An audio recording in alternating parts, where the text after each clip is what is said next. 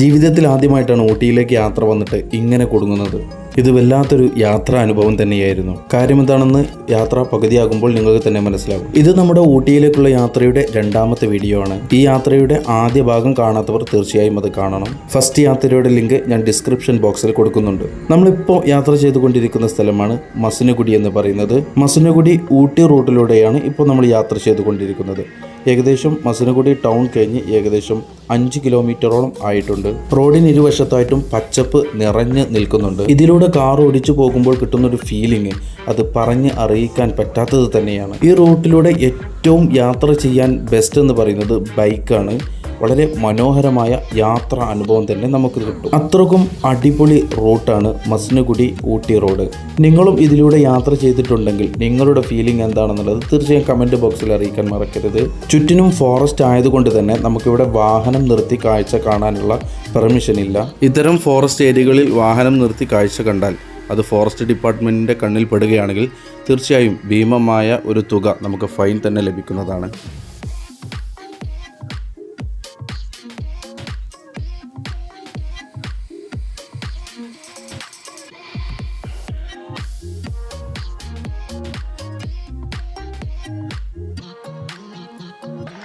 നമ്മളിപ്പോൾ ഈ യാത്ര ചെയ്തുകൊണ്ടിരിക്കുന്ന മസിനഗുഡി ഊട്ടി റൂട്ടിലുള്ള ഈ കാടെന്ന് പറയുന്നത് മുതുമല കടുവ സങ്കേതത്തിൻ്റെ ഭാഗമാണ്. തമിഴ്നാട്ടിലെ നീലഗിരി ജില്ലയാണിത്. ഈ തമിഴ്നാട്ടിൽ തന്നെ ഏറ്റവും മനോഹരമായ ഭൂപ്രകൃതിയുള്ള ഒരു ജില്ലയും കൂടെയാണ് നീലഗിരി ഡിസ്ട്രിക്റ്റ് എന്ന് പറയുന്നത്.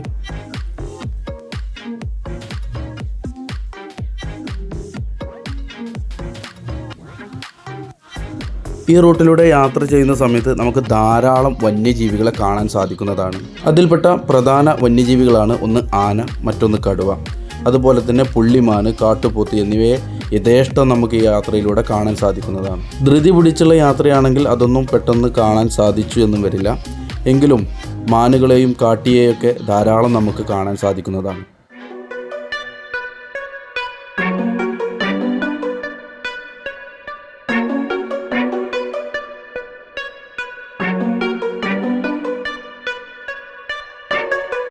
ഈ കാടിൻ്റെ മറ്റൊരു പ്രത്യേകതയായിട്ട് നമുക്ക് പറയാൻ പറ്റുന്നതാണ് വലിയ മരങ്ങളൊന്നുമല്ല ഇവിടെ ചുറ്റിനും കാണാൻ സാധിക്കുന്നത്. ചെറിയ കുറ്റിച്ചെടികൾ പോലത്തെ ചെറിയ മരങ്ങളാണ് ഈ റൂട്ടിലുള്ളത്. ഒരു കണ്ടൽക്കാടിനെയൊക്കെ ഓർമ്മിപ്പിക്കുന്ന രീതിയിലുള്ള വനപ്രദേശമാണ് ഈ മസിനഗുഡി ഊട്ടി റൂട്ടിലുള്ളത്.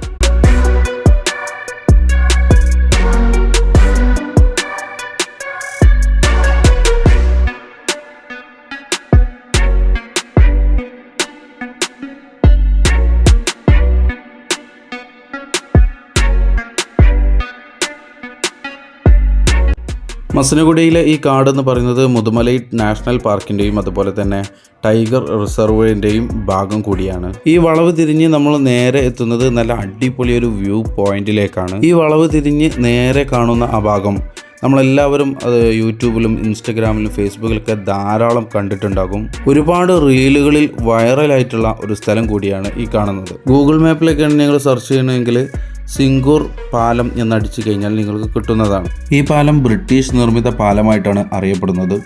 ഏതായാലും വളരെ മനോഹരമായ ഒരു സ്ഥലം തന്നെയാണ്.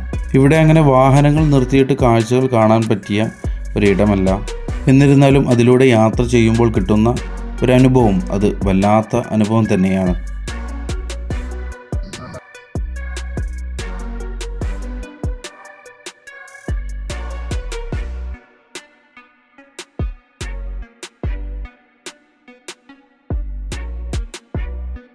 അങ്ങനെ കുറേ നേരത്തെ യാത്രക്കൊടുവിൽ നമ്മളിപ്പോൾ ഹെയർ പിൻ കയറാൻ തുടങ്ങിയിട്ടുണ്ട്. ഇവിടുത്തെ ഹെയർ പിന്നിൻ്റെ പ്രത്യേകത എന്ന് പറയുന്നത് കുത്തനെയുള്ള കയറ്റമാണ് മുഴുവനായിട്ടുള്ളത്.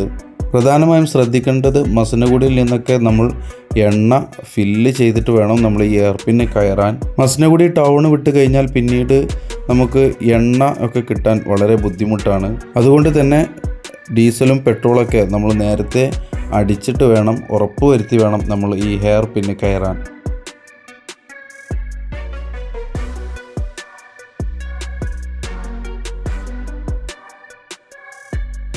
അതുപോലെ നിങ്ങൾ റോഡിൻ്റെ ഇടതുവശത്തൊക്കെ കാണാം വെള്ള പെയിൻറ്റ് അടിച്ചിരിക്കുന്നത്. അത് രാത്രിയിലൊക്കെ വാഹനങ്ങൾ വരുന്ന സമയത്ത് അത് മനസ്സിലാക്കാൻ വേണ്ടിയിട്ടാണ്. കാരണം അത്രത്തോളം ഇടുങ്ങിയ ഒരു റോഡാണ് മസനഗുഡിയിൽ നിന്നും ഈ ഊട്ടിയിലേക്കുള്ള റോഡ് എന്ന് പറയുന്നത്. പ്രധാനമായും രാത്രിയിലൊക്കെ ഇതിലൂടെ സഞ്ചരിക്കുന്ന സമയത്ത് ഈ വഴിവക്കിലുള്ള ഇത്രയും പാറക്കല്ലുകളും ഉരുളൻ കല്ലുകളും അതുപോലെ ബാരിക്കേഡും ഒന്നും കാണാതെ വരും. അങ്ങനെ സംഭവിച്ചിട്ടുണ്ടെങ്കിൽ അത് വളരെ വലിയ അപകടത്തിന് കാരണമാകും. അപ്പോൾ ഡ്രൈവർക്ക് അത് പെട്ടെന്ന് മനസ്സിലാക്കാൻ വേണ്ടിയിട്ടാണ് ഈ വെള്ള നിറത്തിൽ തന്നെ അത് അടിച്ചിട്ടുള്ളത്.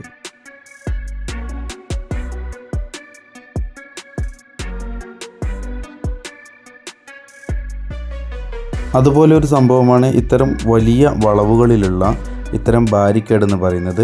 ഇതിൽ വാഹനം ഇടിച്ചാൽ തന്നെ അത് തിരികെ റോട്ടിലേക്ക് തന്നെ എത്തുന്ന രീതിയിലാണ് ആ ബാരിക്കേഡ് സംവിധാനിച്ചിട്ടുള്ളത്. തമിഴ്നാട് സർക്കാർ ഇത്തരം സേഫ്റ്റി കാര്യങ്ങൾക്കൊക്കെ കുറച്ച് പ്രാധാന്യം നൽകുന്നുണ്ട് എന്നുള്ളത് ഈ റൂട്ടിലൂടെ സഞ്ചരിക്കുമ്പോൾ തന്നെ നമുക്ക് കൃത്യമായിട്ട് മനസ്സിലാകും.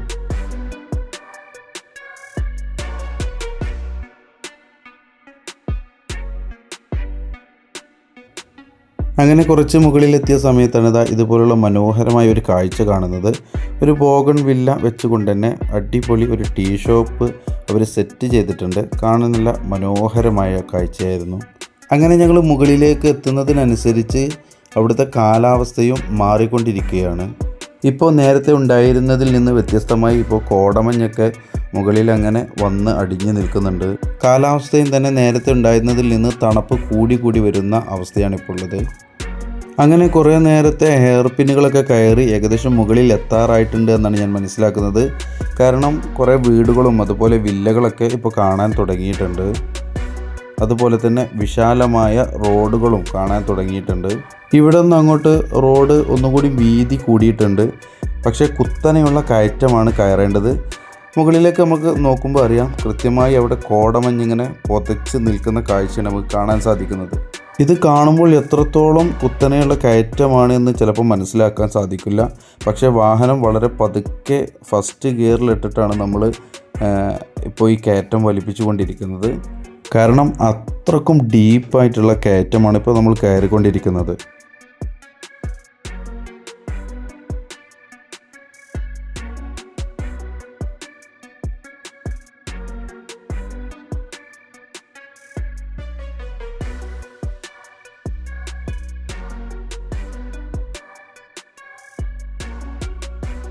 ഇപ്പോൾ മുമ്പത്തേതിൽ നിന്ന് ഒന്നും കൂടി കാലാവസ്ഥ വ്യത്യസ്തമായിട്ടുണ്ട്. താപനിലയൊക്കെ വളരെ താന്ന് തണുപ്പ് കൂടിയ ഒരു അവസ്ഥയിലാണ് ഇപ്പോൾ ഉള്ളത്. കുത്തനെയുള്ള കയറ്റമായതുകൊണ്ട് തന്നെ വാഹനം പതുക്കെയാണ് മുന്നോട്ട് നീങ്ങിക്കൊണ്ടിരിക്കുന്നത്. നേരത്തെ നമ്മൾ താഴെ നിന്ന് കണ്ടിരുന്ന ആ കോടമഞ്ഞ് ഒക്കെ ഇപ്പോൾ നമ്മുടെ അടുത്ത് തന്നെ എത്തിയിട്ടുണ്ട്. അത്രത്തോളം മുകളിലേക്ക് നമ്മൾ എത്തിയിട്ടുണ്ടെന്നുള്ളത് ഇതിൽ നിന്ന് മനസ്സിലാക്കാൻ പറ്റും. ഏകദേശം ഊട്ടിയോട് അടുക്കാറായപ്പോൾ തന്നെ കാലാവസ്ഥയിൽ വളരെ വലിയ മാറ്റമാണ് കാണാൻ സാധിക്കുന്നത്. കോടമഞ്ഞൊക്കെ നല്ല മൂടി പൊതച്ച് കിടക്കാൻ തുടങ്ങിയിട്ടുണ്ട്.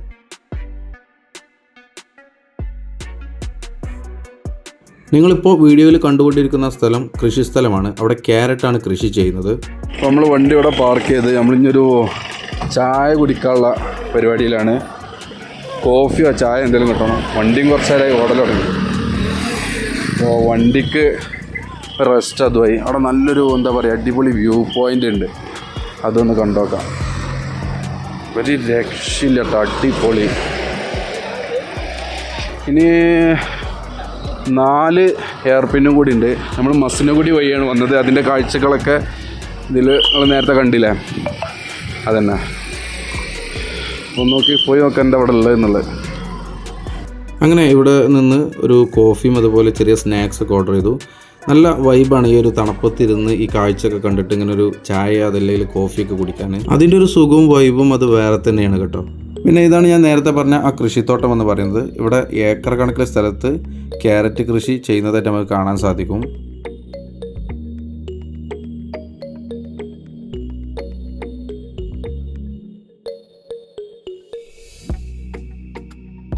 അങ്ങനെ അവിടെ കുറച്ച് സമയം റെസ്റ്റൊക്കെ എടുത്തതിന് ശേഷം ഞങ്ങൾ കൊണ്ട് ഊട്ടി ലക്ഷ്യമാക്കി യാത്ര തുടർന്നു. അങ്ങനെ ഊട്ടിയിലേക്ക് കടന്ന ശേഷം ഉള്ള അവസ്ഥയാണിത്. നല്ല മഴയുടെ ദിവസമാണ് ഞങ്ങളിവിടെ എത്തുന്നത്. നല്ല മനോഹരമായ ഒരു റൂട്ട് തന്നെയാണ് കേട്ടത്. ചുറ്റിനും നല്ല നിബിഡമായ വനങ്ങളൊക്കെ കാണാം. അങ്ങനെ ഊട്ടിയിലേക്ക് വന്നിട്ട് ഇതായിരുന്നു അവസ്ഥ എന്ന് പറയുന്നത്.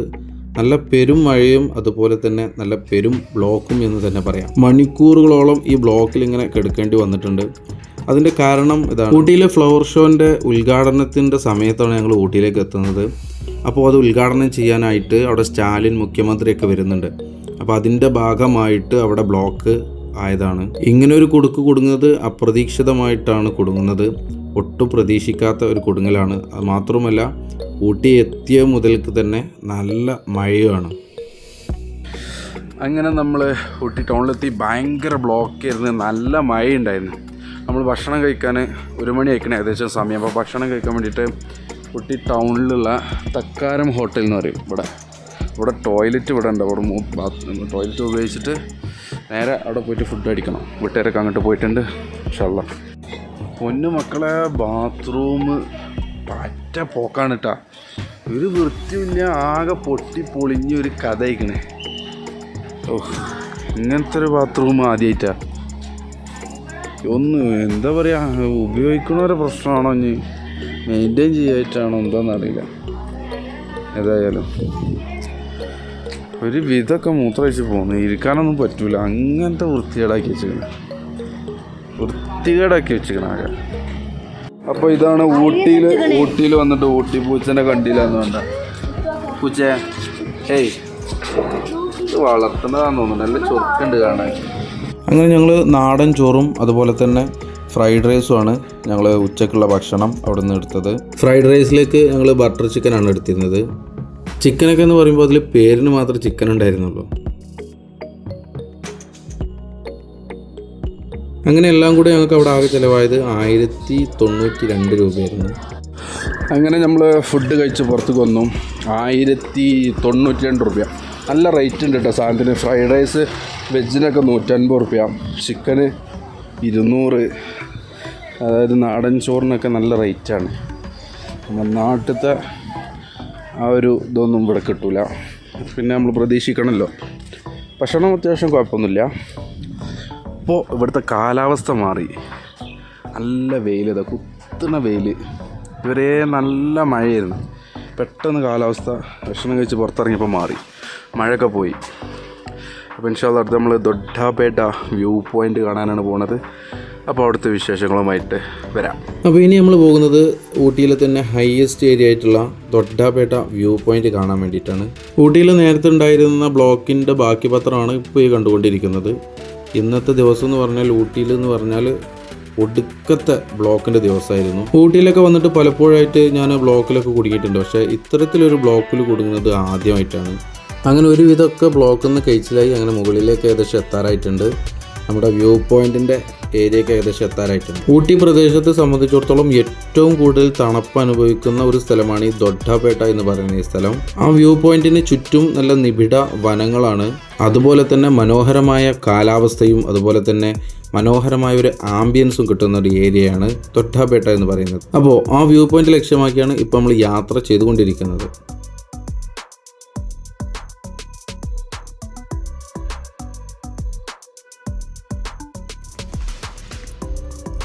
അങ്ങനെ നമ്മൾ ലക്ഷ്യസ്ഥാനത്തിന് അടുത്തെത്താറായിട്ടുണ്ട്. അവിടത്തുള്ള ജംഗ്ഷനാണ് ഈ കാണുന്നത്. ഇവിടെ നിന്ന് റൈറ്റ് എടുത്ത് കഴിഞ്ഞാൽ ഗൊത്തഗിരി എന്ന് പറഞ്ഞ സ്ഥലത്തേക്കാണ് പോകുന്നത്. അതിനോട് ചേർന്ന് തന്നെ മുകളിലേക്കൊരു വഴി കാണാം. അതാണ് ദൊഡ്ഡാപേട്ട വ്യൂ പോയിന്റിലേക്കുള്ള വഴി എന്ന് പറയുന്നത്.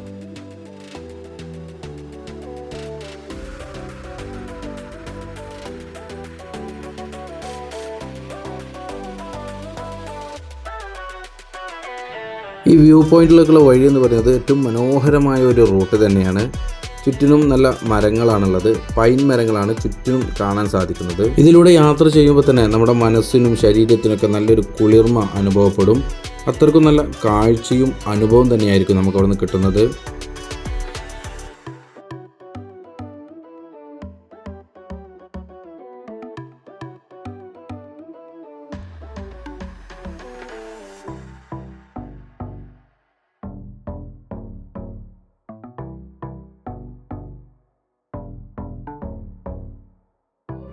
ഏകദേശം വ്യൂ പോയിന്റ് എത്താറായതോടെ തന്നെ അവിടുത്തെ കാലാവസ്ഥ മൊത്തത്തിൽ മാറിയിട്ടുണ്ട്. നല്ല മഴയും അതുപോലെ മൂടൽമഞ്ഞാണുള്ളത്. തൊട്ടപ്പുറത്ത് നിന്ന് വരുന്ന വാഹനങ്ങളെ മനസ്സിലാക്കാൻ പറ്റാത്ത രീതിയിലുള്ള മൂടൽമഞ്ഞാണ് അവിടെ ഉണ്ടായിരുന്നത്. അതോടൊപ്പം തന്നെ കനത്ത മഴയും. ലൈറ്റ് ഓണാക്കൽ നിർബന്ധമാണ്, ഇല്ലെങ്കിൽ അപകട സാധ്യത വളരെയേറെയാണ്.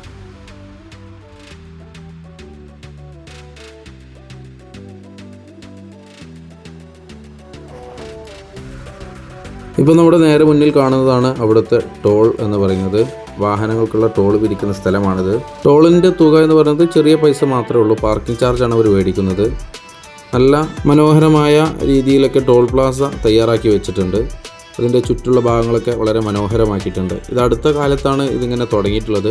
ഇതിന് മുന്നേ ഇവിടെ വന്ന സമയത്തൊന്നും ഇതുപോലെ ടോളൊന്നും പാർക്കിങ്ങിന് പിരിച്ചിരുന്നില്ല. പുറത്തൊക്കെ കൊണ്ടുപോയി വാഹനം പാർക്ക് ചെയ്യാറുണ്ടായിരുന്നു. പിന്നെ അവിടെ ഗ്രൗണ്ടിൽ നിന്ന് ചില ആളുകൾ പൈസ പിരിക്കുന്നതായിരുന്നു ഉണ്ടായിരുന്നത്.